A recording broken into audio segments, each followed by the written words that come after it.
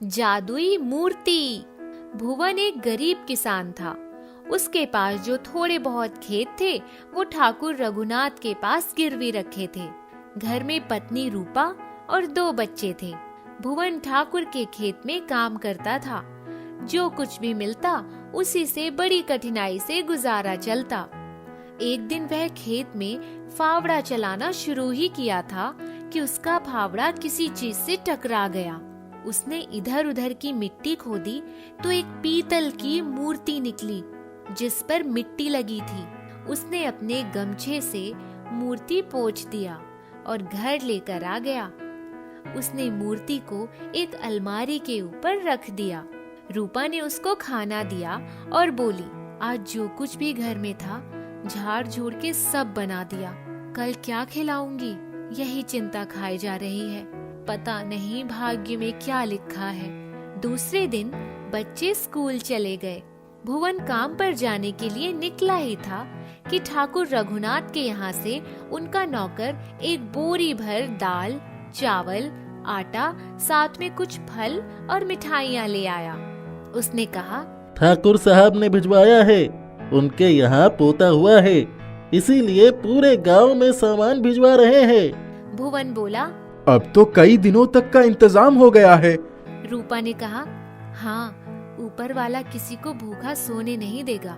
अभी वे दोनों एक दूसरे से बात कर ही रहे थे कि तभी उन्होंने देखा कि वह मूर्ति अलमारी पर से उतरकर घर के बीच में आ गई। दोनों सकपकाकर एक दूसरे को देखने लगे। उनकी नजर अलमारी पर पड़ी तो वहाँ बहुत सारे नोट फड़फड़ाते हुए दिखाई पड़े। रूपा ने झट से नोट उतार लिए और उलट पुलट कर देखने लगी। थोड़ी ही देर के बाद मूर्ति घर के कोने पर पहुंच गई, लेकिन वो मूर्ति जहाँ से हटती वहाँ नोट ही नोट बिखर जाते। दोनों पति पत्नी नोटे रखने में लगे हुए। भुवन को काम पर जाने का ध्यान ही नहीं रहा। भुवन ने कहा, अब बस भी करो प्रभु, सब आज ही दे डालोगे। इतना कहते ही मूर्ति चुपचाप वहीं बैठ गई। रूपा तो नोट अलमारी में रखती जा रही थी, थक कर बैठ गई। फिर मूर्ति के पास जाकर हाथ जोड़कर बोली, आप जो भी हो, अब हमारे घर से कहीं मत जाना। दोनों ने नोट रख दिया। फिर बाजार चले गए और बहुत सारा सामान खरीद कर ले आए। बच्चे स्कूल से आए तो घर में इतना सामान देखकर हैरान हो गए।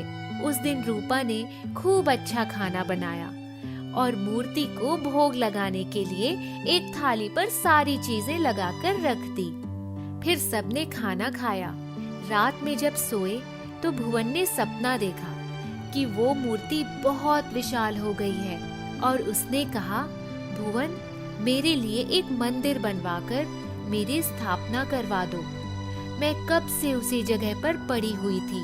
तुम्हें कभी भी पैसों की कमी नहीं होगी। भुवन झट से उठकर बैठ गया।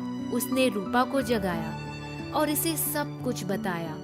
दोनों ने सुबह उठकर देखा कि मूर्ति के सामने जो कुछ खाने का सामान था वह सब गायब था।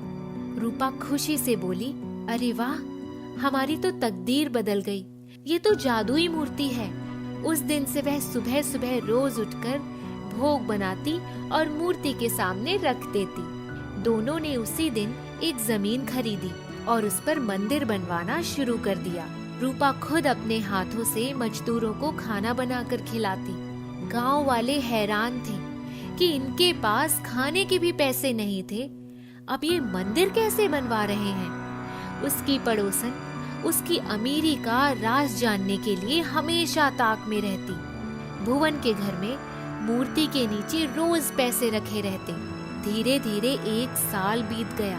जिस दिन मूर्ति स्थापना का दिन आया, उस रात रूपा ने सोचा, अगर मूर्ति मंदिर चली गई तो वो लोग फिर से गरीब हो जाएंगे। यह सोचकर उसकी आंखें भीग गईं। उसी रात उसने सपने में देखा कि ठन ठन करती मूर्ति उसके पास आ गई और बोली, रूपा, तुम लोगों ने मंदिर बनवाने में इतनी मेहनत की है, तुम बिल्कुल परेशान मत हो। मुझे मंदिर में स्थापित कर दो। तुम्हारी अलमारी हमेशा पैसों से भरी रहेगी। पर याद रखना, ये बात किसी को मत बताना। अपने हाथों से भोजन बनाकर रोज मुझे भोग लगाना, गरीबों को भोजन करवाना, जितना हो सके दान पुण्य करना। यह कहकर मूर्ति गायब हो गई। रूपा की आंखों से गंगा यमुना बह पड़ी। वह उठी और सुबह भुवन को जगाकर बोली, सुनो, कल मूर्ति स्थापना के दिन पूरे गांव के लोगों को भोजन करवाएंगे। मूर्ति की यही इच्छा है। उसने सुबह सुबह उठकर भोग बनाया और मूर्ति को भोग लगाया। उसके बाद अपने घर से मूर्ति को मंदिर में स्थापित करवाया। जितने लोग आए सब ने भोजन किया। सब लोग मंदिर देखकर वाह वाह कर उठे। मूर्ति का भव्य रूप देखने लायक था। आखिर अहिल्या को उन्हें बदनाम करने का मौका मिल ही गया। अहिल्या को यह सब हजम नहीं हो रहा था। वह उस दिन मंदिर में ही बैठी रही। सबके जाने के बाद उसने मंदिर का ही घंटा उठाया और उसी से मूर्ति के ऊपर दे मारा। मूर्ति गुस्से में आकर उसको निगल गई। रात में रूपा को सपने में वह मूर्ति दिखाई पड़ी। उसने रूपा को अहिल्या के बारे में सब कुछ बताया और कहा, मुझे गुस्सा आ गया था। तुम जाकर उसको मेरे मुंह से खींच लो, वरना मंदिर के प्रांगण में कोई भी कदम नहीं रख पाएगा। वही सबको अपने साथ होने वाली घटना बताएगी। जब रूपा ने मंदिर का गेट खोला तो देखा मूर्ति के मुंह से एक चुनरी लटक रही थी। उसने और भुवन ने मिलकर चुनरी को खींच लिया। अहिल्या नीचे गिर पड़ी। वह बेहोश थी। उन लोगों ने उसके मुंह पर पानी के छींटे डाले। तब वह होश में आई और जाकर मूर्ति के चरणों में लेट गई। उसने भुवन और रूपा से बहुत माफी मांगी। इसके बाद वह मंदिर से चली गई। जादुई मूर्ति ने भुवन और रूपा का जीवन धन, दौलत, इज्जत और सम्मान से भर दिया। जादुई दुपट्टा। बद्री कुमार अपने मिट्टी के बर्तन बनाने के लिए कई गांवों में मशहूर था। बद्री तो बहुत पहले ही चल बसा था। घर की सिर्फ बद्री की बूढ़ी माँ, पत्नी रूपा और बेटी दीपा थी। बद्री की बेटी दीपा ने जैसे ही पोस्टमैन परमेश्वर काका की साइकिल की घंटी की आवाज सुनी, वह तुरंत उनके पास आई। परमेश्वर कितने सालों से उस घर में आते जाते थे, इसीलिए उनको देखते ही वह बोली, काका, मेरे नाम की कोई चिट्ठी आई है क्या? परमेश्वर बोले, नहीं तो बिटिया, कहाँ से चिट्ठी आने वाली है? काका, अम्मा बनारस गई है ना, उन्होंने कहा था चिट्ठी लिखेंगी। परमेश्वर ने कहा, अभी तक तो कोई चिट्ठी नहीं आई।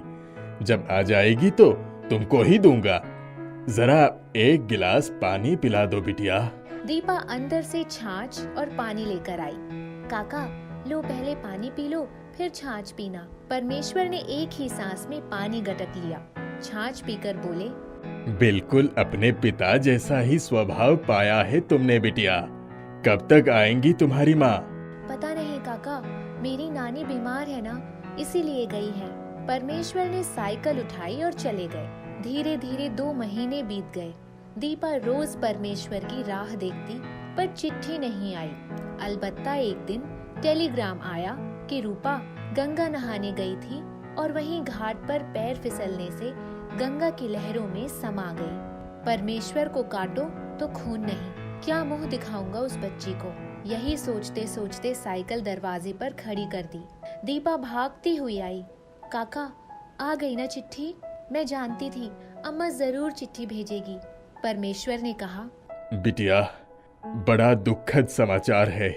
तुम्हारी अम्मा अब कभी ना आएंगी। कहते हुए टेलीग्राम उसे पकड़ा दिया। दीपा बेतहाशा चीख पड़ी। दादी चल नहीं सकती थी। धीरे धीरे खिसकती हुई आई तो उसके हाथ में टेलीग्राम देखकर बोली, क्या हुआ दीपा? परमेश्वर ने ही उसको सब कुछ बता दिया। अब दादी पोती ही एक दूसरे का सहारा रह गई थीं।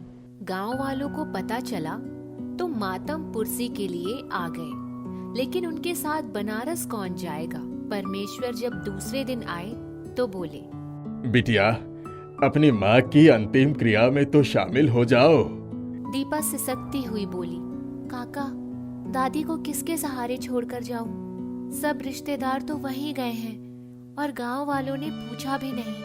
परमेश्वर बोले, तुम जाओ, मैं 1-2 दिन तुम्हारी दादी की देखभाल कर लूंगा। दीपा परमेश्वर के साथ उसी समय बनारस की गाड़ी पकड़ने के लिए रवाना हो गई। जब वहां पहुंची तो नानी से लिपटकर बहुत रोई। नानी ने कहा, दीपा, हमारी बिटिया आई थी हमारी देखभाल करने और खुद ही चली गई। थोड़ी देर बाद नानी जब संयत हुई तो अपने पास बुलाया और बोली, रूपा, कहीं से तुम्हारे लिए पिछले हफ्ते ही लाल रंग का दुपट्टा लाई थी। कह रही थी मेरी दीपा के लिए जादुई दुपट्टा लाई हूँ। दीपा ने कहा, नानी, मैं आज ही चली जाऊंगी। दादी को परमेश्वर काका के भरोसे छोड़कर आई हूँ। वो बहुत परेशान है। यहाँ तो मामा मामी और भैया भाभी सब हैं। हम तो बिल्कुल अकेले ही रह गए। दीपा नानी से विदा लेते समय खूब रोई। दूसरे दिन ही घर आ गई। दुपट्टा उठाकर बक्से में रख दिया। सारे दिन चुपचाप पड़ी रहती। दादी के लिए उसे उठना ही पड़ता। कुछ महीनों बाद जब थोड़ा बहुत सामान्य हुई तो एक दिन बक्से में से माँ का दिया दुपट्टा निकालकर देखने लगी। लाल दुपट्टा बहुत सुंदर था। उसने उसे ओढ़ लिया। पर ये क्या, दुपट्टा ओढ़ते ही उसके पूरे शरीर पर सोने के गहने आ गए। वह दादी के पास पहुंच गई। दादी उसको देखकर हैरान हो रही थी और वो दादी को, क्योंकि दादी की कमर बिल्कुल सीधी हो गई थी और दादी चलते हुए ही उसके पास आ रही थी। दोनों ने एक दूसरे को देखा और लिपट गई। दीपा बोली, दादी, ये देखो, मैंने जैसे ही माँ का दिया हुआ लाल दुपट्टा ओढ़ा वैसे ही मेरे शरीर पर ये सारे आभूषण आ गए। आप भी शायद इसी लाल दुपट्टे के जादू से ही ठीक हो गई हैं। दादी ने कहा, हाँ बिटिया, ये दुपट्टा तुझे पहले ही मिल गया तो शायद तेरी माँ भी जिंदा होती। तभी दरवाजे पर दस्तक हुई। दोनों चौंक गई। इतनी रात को कौन आया होगा? दरवाजा खोलते ही देखा एक बहुत खूबसूरत नौजवान दरवाजे पर खड़ा है। वह दीपा की तरफ एकटक देखता रह गया। उसके हाथ में एक अटैची दी और उसने कहा, माफ करिएगा, मेरा नाम रवि वर्मा है। आपका घर देखा तो दरवाजा खटखटा दिया।